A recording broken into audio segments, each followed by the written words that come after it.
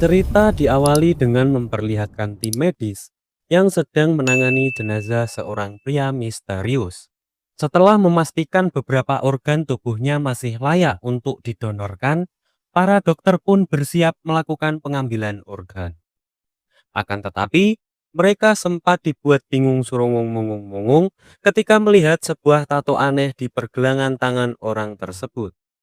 Namun, kebingungan itu berubah menjadi ketakutan ketika tubuh si pria misterius itu perlahan hancur menjadi abu.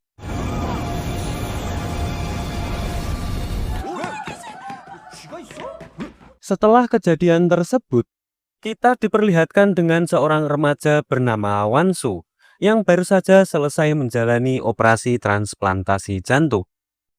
Tak seperti pasien lain, saat melakukan kontrol rutin pasca operasi, si Wansu ini tidak mengalami efek samping apapun. 안 아프면 좋은데 아닐 수도 있. Setelah kontrol rutin, Wansu berbicara dengan ayahnya yang bernama Jongmin. Dan dari percakapan itu, diketahui bahwa nenek Wansu dan ibunya meninggal akibat penyakit jantung. Sementara itu, Wansu sendiri sudah lama berhenti sekolah karena sakit yang sama. Meski kini jantungnya sudah kembali sehat, Jongmin tetap melarang putrinya beraktivitas berat karena rasa traumanya kehilangan ibu serta istrinya akibat penyakit tersebut. 세계로 뻗어나가자. Di percakapan itu, Jongmin melihat tanda menyerupai tato di pergelangan tangan Wansu. Meski sebenarnya tato itu adalah petunjuk awal bahwa jantung donor tersebut bukan milik orang biasa, tapi mereka mengira hal itu hanya efek samping operasi. Dan dari sinilah kita diperlihatkan masa lalu Wansu, yang ternyata Wansu dulu adalah juara turnamen. Tetapi karirnya harus terhenti total karena kondisi jantungnya.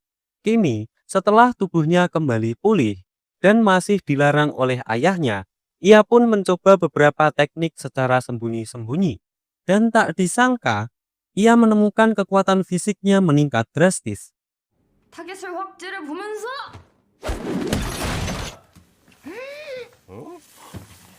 Ia mampu berlari jauh lebih cepat, melompat sangat tinggi, bahkan mampu menghentikan kendaraan yang hampir terguling karena ulahnya.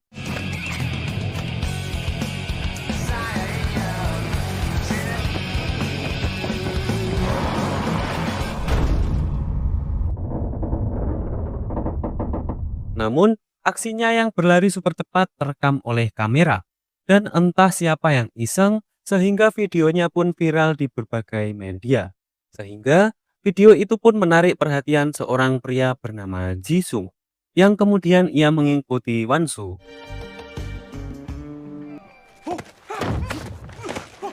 셋다 범죄인데 이거.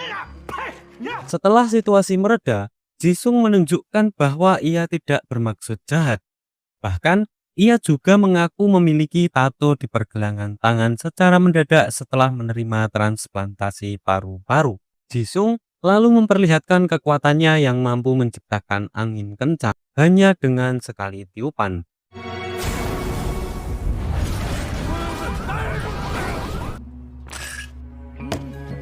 Dari sinilah, mereka menyimpulkan bahwa kekuatan super itu muncul berkat organ transplantasi, tanpa mengetahui bahwa organ tersebut sebenarnya berasal dari orang berkekuatan super. Karena organ yang didonorkan lebih dari satu, Wansu dan Jisung pun memutuskan mulai mencari penerima organ lainnya secara bersama. Di tempat lain, terlihat seorang pria bernama Kidong yang mampu memanipulasi perangkat elektronik hanya dengan menjentikkan jarinya saja. Sama seperti Wansu dan Jisung, kekuatan Kidong ini pun muncul sejak ia menerima transplantasi kornea.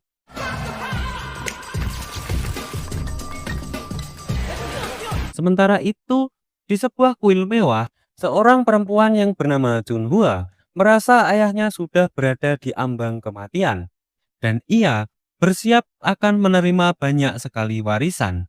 Namun, setelah menerima transplantasi pankreas, kondisi sang ayah bukan hanya pulih, tetapi justru jauh lebih sehat dan bugar dibanding sebelumnya.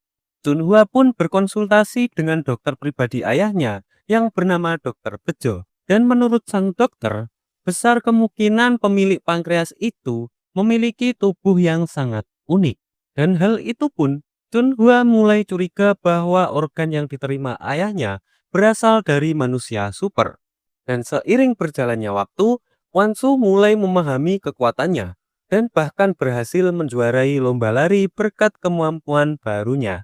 들여다보고 아저씨 친구 없죠? Saat ia dan Jisung berkumpul mendiskusikan tentang rencana menjadi pahlawan, tiba-tiba muncul seorang ibu-ibu yang sedang berkeliling. Ia bernama Sonyo.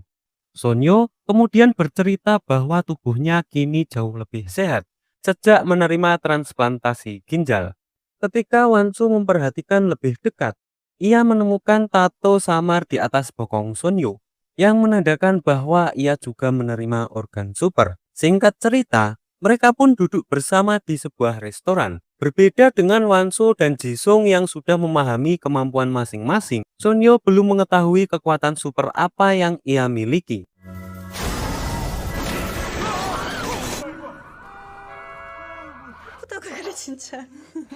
Tak lama kemudian, Kidung muncul dan langsung memperkenalkan dirinya. Dengan kekuatan mengendalikan perangkat elektronik, Kidung bahkan mampu membaca data pribadi Wansu dan kawan-kawan, termasuk status mereka sebagai penerima organ super.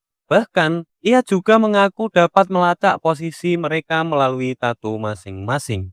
Setelah itu, keempatnya berdiskusi santai mengenai kemampuan membentuk tim superhero. Namun, obrolan tersebut tidak berlangsung lama, karena Jisung dan Kidung mulai berdebat soal metode terbaik untuk mencari penerima organ lainnya. Sementara itu, di tempat lain, Chunhua terus mengawasi kondisi Yongchun yang kini sudah kembali bugar. Ternyata ia adalah ketua organisasi yang menganut aliran sesat.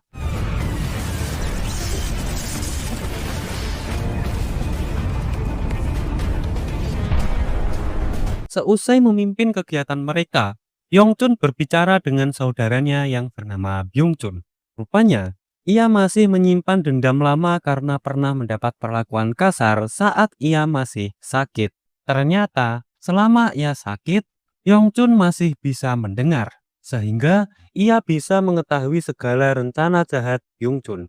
Terjadi sesuatu yang aneh suraneh menganeh-aneh saat Yongchun mencekik leher saudaranya.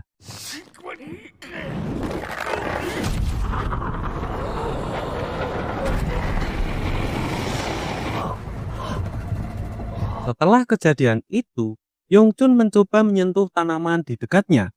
Dan tanaman itu pun langsung layu dan membusuk hanya dalam beberapa detik. Dari sinilah, ia menyadari bahwa ia memiliki kekuatan super, yaitu kemampuan meremajakan diri dengan cara menyerap energi kehidupan dari makhluk hidup lain. Cerita kemudian berpindah kepada Yasun, seorang mandor sebuah pabrik.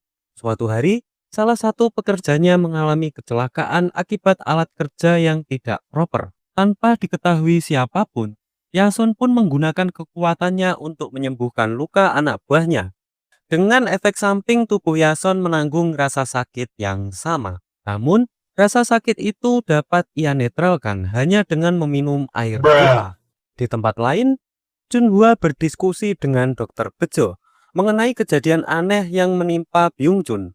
Dari penjelasan sang dokter, Chunhua akhirnya menyimpulkan bahwa ayahnya benar memiliki kekuatan super, hasil transplantasi organ yang entah punya siapa. Menyadari potensi kekuatan tersebut, Chunhua akhirnya mulai mengambil langkah ekstrim. Kemudian, ia pun memerintahkan timnya untuk memburu seluruh penerima organ super karena ia ingin merebut organ-organ itu dan mendapat semua kekuatannya.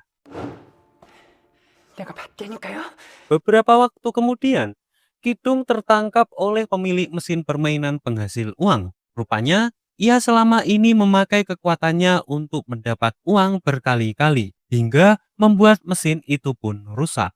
Pemilik tempat itu pun marah besar dan menuntut Kidung untuk mengganti semua kerugian.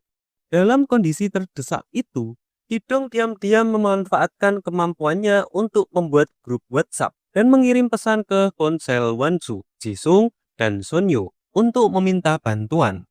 Setelah menerima pesan tersebut, ketiganya pun segera bergegas menuju tempat Kidong berada. Setibanya di lokasi, keduanya langsung mungkret saat pertama kali menghadapi orang-orang bertubuh kekar. Untungnya, Wansu dengan cerdik sengaja membuat Jisung bersin sekeras mungkin.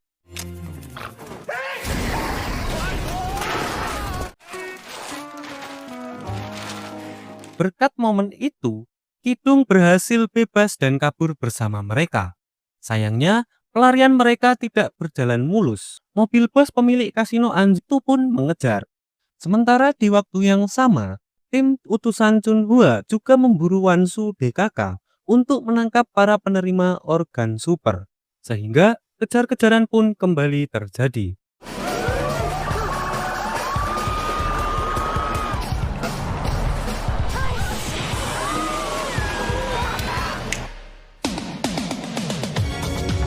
Dengan kecepatan supernya, ia mendorong gerobak itu hingga mereka berhasil menjauh dari kejaran kedua belah pihak.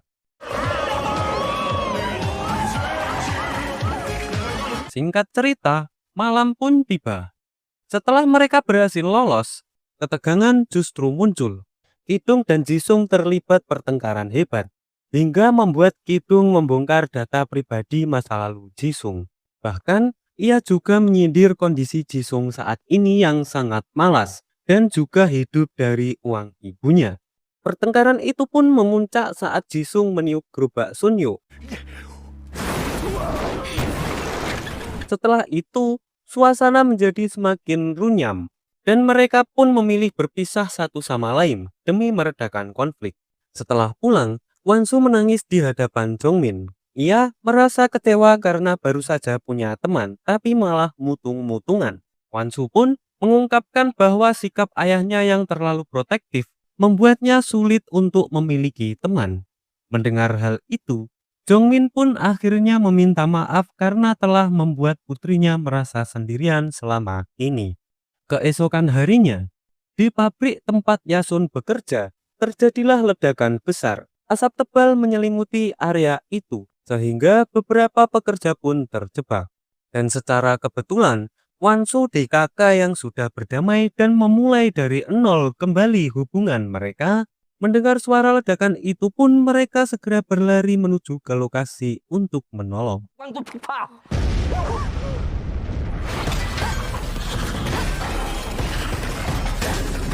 Dengan kerjasama yang sangat baik, Wanso dan Jisung berhasil mengevakuasi salah satu pekerja Yason yang memiliki sesak napas akibat menghirup gas beracun.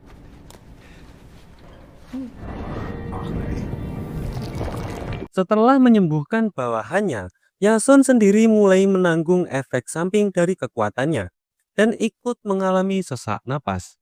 Melihat situasi gawat itu, Kidung pun bergegas mencari air minum di dalam pabrik agar Yasun bisa cepat pulih. Di tengah kebingungan itu, Sonyo tanpa sengaja memegang tubuh Yasun dan Jisung secara bersamaan. Ajaibnya, ia mampu mengalirkan kekuatan Jisung ke tubuh Yasun. Yang karena kekuatan Jisung berkaitan dengan oksigen, Yasun akhirnya bisa bernapas kembali.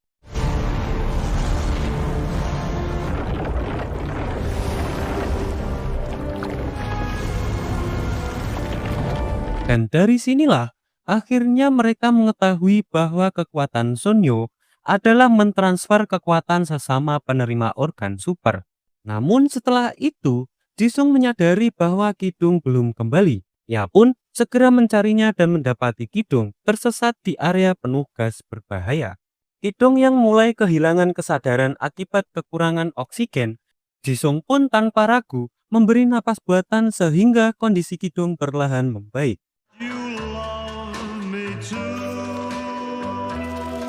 Setelah berhasil selamat dari insiden itu, kelompok Wansu akhirnya berbincang dengan Yasun. Dan dari situlah terungkap bahwa Yasun adalah penerima transplantasi hati. Keesokan harinya, Yasun datang ke tempat kerjanya. dan tak sengaja masuk ke dalam lift dengan pemimpin perusahaannya yang ternyata adalah Yongchun. Mereka pun akhirnya berkenalan. Dan dari pertemuan singkat itu, Yongchun mengetahui tato di lengan Yasun. Begitupun sebaliknya, Yasun juga mengetahui bahwa mereka berdua sama-sama memiliki kekuatan. Sejak saat itu, Yongchun mulai tertarik pada kekuatan milik Yasun.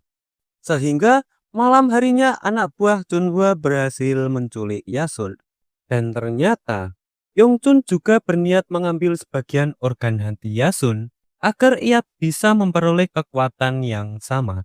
Meskipun bius tidak mempan pada Yasun, dan sesuai dengan perintah Yongchun, Dokter Bejo pun dipaksa melakukan operasi secara keji demi memindahkan sebagian hati itu ke tubuh Yongchun. Keesokan harinya, tim utusan Chunhua mulai bergerak lebih brutal. Mereka berhasil menculik Jisung, Kidong, dan Sunyo. Namun, ketika hendak menangkap Wansu yang sedang bersama Jongmin, mereka justru kewalahan karena Jongmin berupaya melindungi putrinya. Wansu pun secara diam-diam memakai kekuatannya, dan Jongmin yang tidak mengetahui hal itu pun mengira ia sangat kuat dan berhasil menaklukkan orang jahat dengan kemampuannya sendiri.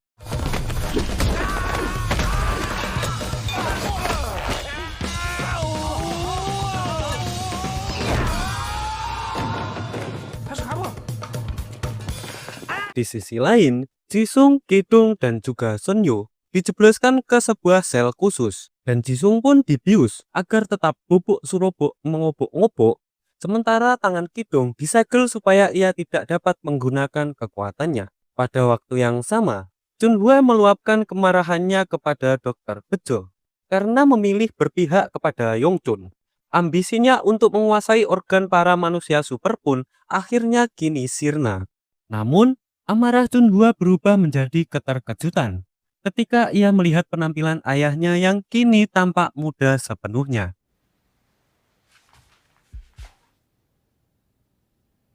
Perubahan itu ternyata efek langsung dari transplantasi hati dari Yasun. Dan inilah alasan Dokter Bejo lebih memilih membantu Yongchun.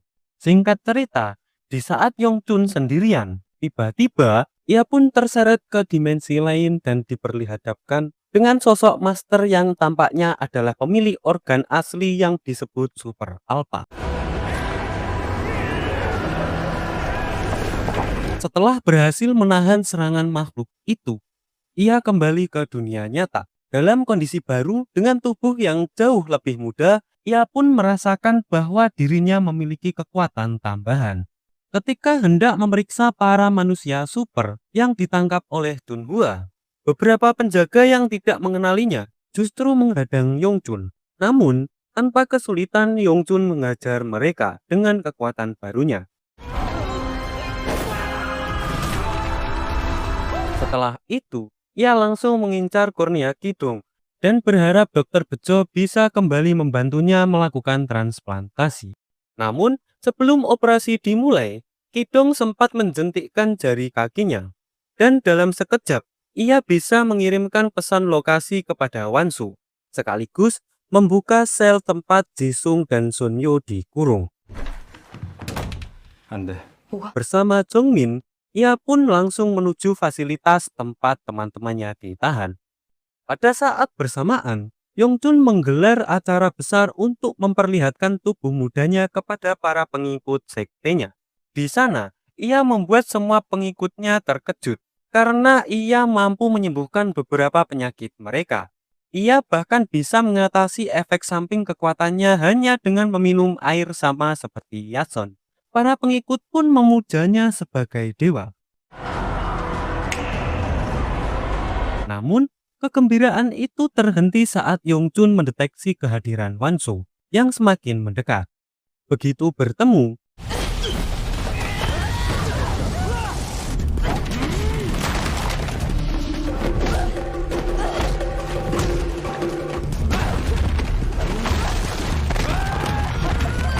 dan dalam satu kesempatan, Jisung berhasil melempar Yongchun dengan hembusan angin yang jauh lebih kuat dari biasanya. Rupanya, Kekuatan itu meningkat karena Sunyo yang tanpa sadar bisa memindahkan sebagian kekuatan Wansu ke tubuh Jisung saat mereka saling berpegangan. Namun, setelah pulih, ia akhirnya memahami kekuatan Sunyo yang sebenarnya, mampu memindahkan kekuatan super dari satu tubuh ke tubuh yang lain. Mengetahui hal itu, Yongchun pun melihat Sunyo sebagai jalan pintas untuk memiliki kekuatan Wansu dan Jisung tanpa perlu mengambil organ mereka. Ia pun memaksa Sunyo menuruti perintahnya dan mengancam akan membunuh teman-temannya jika ia menolak.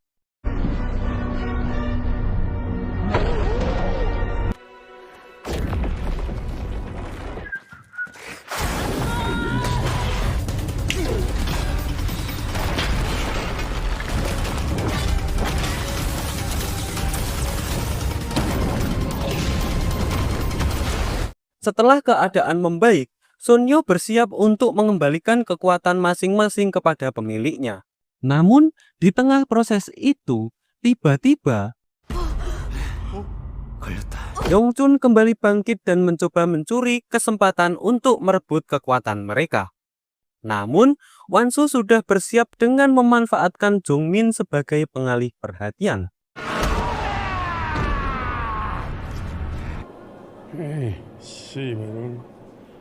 Dan kemudian film pun berakhir. Pesan yang bisa kita ambil dari film ini adalah jangan serakah, apalagi mengambil hak orang lain.